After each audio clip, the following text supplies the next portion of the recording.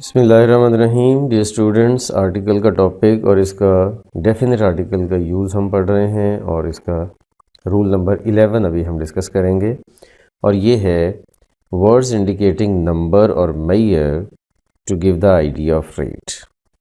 Indicating the number, number को क्या show करते हैं जी?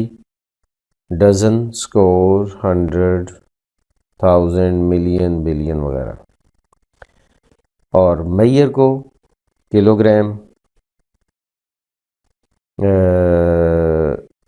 लीटर, इस तरह से। जब हम ये वर्ड्स यूज़ करते हैं और इससे हम रेट का आइडिया देना चाह रहे हैं कि इतने रेट पे ये बेची जाती है या इतने रेट पे, ये रेट उसका क्या होता है, प्राइस क्या होती है, तो उस वक्त हम इसके साथ द लाजमी यूज़ करते हैं। जैसे oranges are sold by the dozen, ठीक है, बाय द डज़न। यहाँ पे द 100 भी आ सकता है।